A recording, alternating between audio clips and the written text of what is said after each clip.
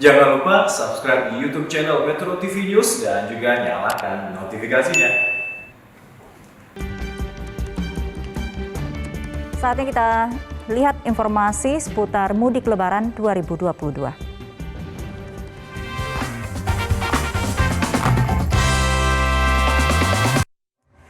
Gerbang tol Kali Kangkung diprediksi akan menjadi titik terpadat dalam arus mudik Lebaran tahun ini. Pada 7 hari jelang Lebaran, tercatat kendaraan yang meninggalkan kota Semarang meningkat 9,7% dibanding hari biasa.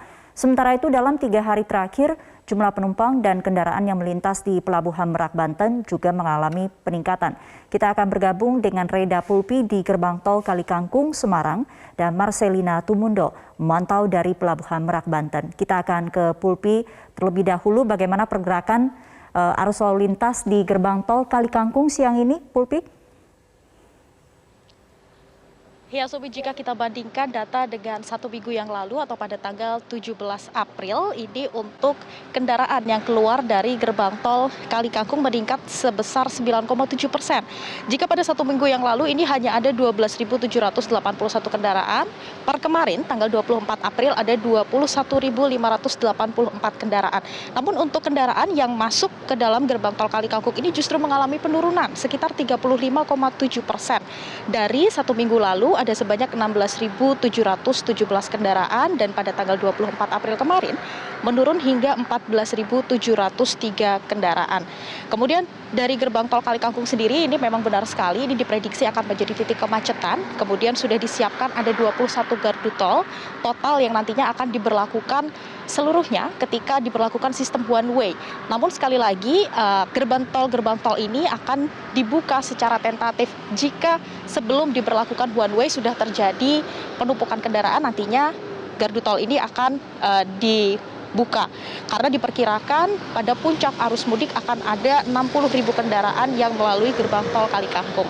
Kemudian dari pihak Jasa Marga Tol Semarang Batang juga sudah menyiapkan mobile reader di mana nanti petugas akan melakukan transaksi kepada pemudik secara mobile. Ini diharapkan bisa mengurangi terjadinya penumpukan di gerbang tol Kali Kangkung. Kemudian juga disarankan untuk melakukan top up di rest area.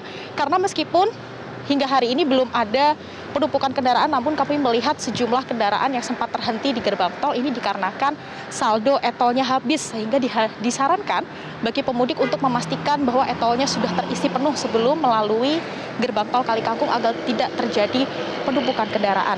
Nah, di sepanjang ruas tol Semarang Batang sendiri sudah disiapkan setidaknya ada 21 rest area, baik untuk jalur A maupun jalur B, di mana dihimbau para pemudik bisa menggunakan rest area tersebut cukup 30 hingga 60 menit saja. Tujuannya agar tidak terjadi penumpukan pemudik. Karena untuk di ruas ini memang untuk penumpukan ini justru diperkirakan akan terjadi di rest area. Sumbi. Reda, titik mana saja yang rawan kemacetan, rawan kecelakaan yang harus diwaspadai oleh para pemudik? Ya, untuk ruas tol Semarang Batang yang perlu diwaspadai pastinya adalah rest area seperti yang tadi sudah saya jelaskan. Kemudian ada beberapa titik yang memang ini rawan untuk terjadi kemacetan, terutama jika dilakukan one way, yakni ruas tol ABC atau tol Semarang, tepatnya di Simpang Susun Kerapia, karena di daerah ini akan terjadi penurunan kecepatan kendaraan karena kondisi geometris jalan. Kemudian yang berikutnya yang perlu diperhatikan adalah di ruas tol Semarang Solo, tepatnya akses menuju Bawen, karena adanya terminal tipe A yang jaraknya hanya 800 meter. Kemudian untuk ruas tol Solo Ngawi, ini di gerbang tol Colomadu Surakarta, karena ada arus kendaraan yang diteruskan hingga gerbang Colomadu jika terjadi kepadatan arus lalu lintas di tol Semarang Solo. Demikian laporan dari Semarang, Sumi. Baik, terima kasih Reda Pulpi. Kita bergeser ke Marcelina di Pelabuhan Merak, Banten. Pantauannya hari ini seperti apa, Marcel? Apakah banyak kendaraan sudah masuk ke Pelabuhan Merak? Ya, Sumi, dari pantauan kami sejak hari Senin dini hari sampai pagi tadi, memang Pelabuhan Merak ini sudah dipadati oleh para penumpang, khususnya yang menggunakan kendaraan, baik kendaraan pribadi maupun kendaraan bus. Tadi kami melihat ada sejumlah penumpang yang akan menuju ke beberapa wilayah di Pulau Sumatera, baik itu ke Aceh, Sumatera Utara, Jambi, ataupun Sumatera Selatan. Dan dari prediksi otoritas gabungan yang berada di Pelabuhan Merak ini, bahwa untuk musim arus mudik tahun 2022, akan terjadi peningkatan jumlah kendaraan mencapai 15% dibandingkan tahun 2019 yang lalu.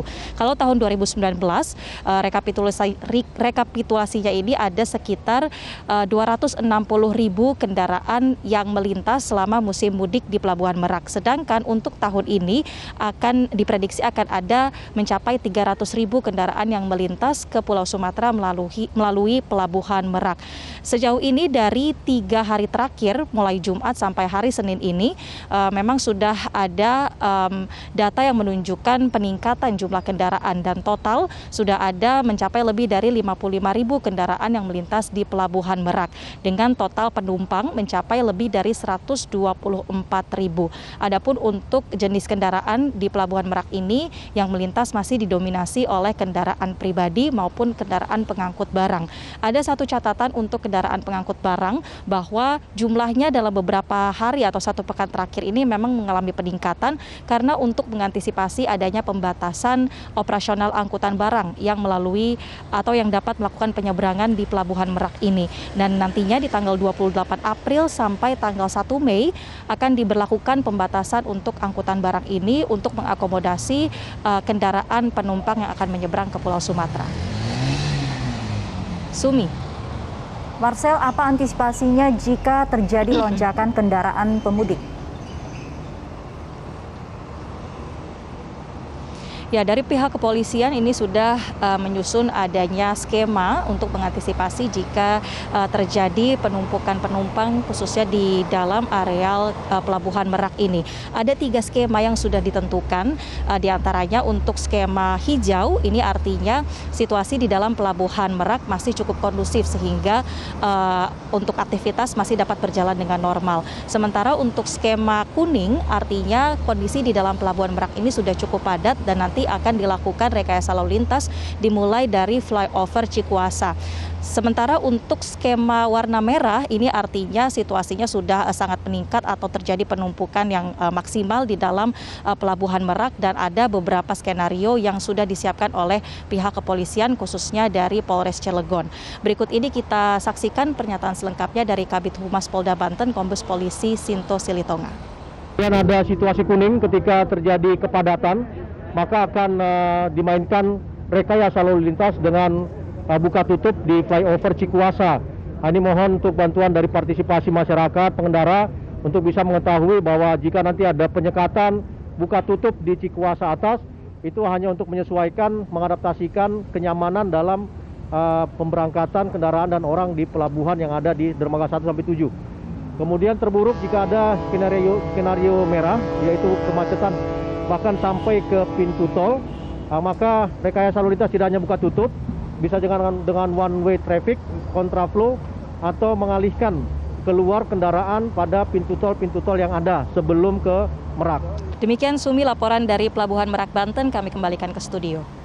Baik, terima kasih Marcelina Tumundo dan sebelumnya ada Reda Pulpi yang melaporkan dari gerbang tol Kalikangkung, Semarang, Jawa Tengah.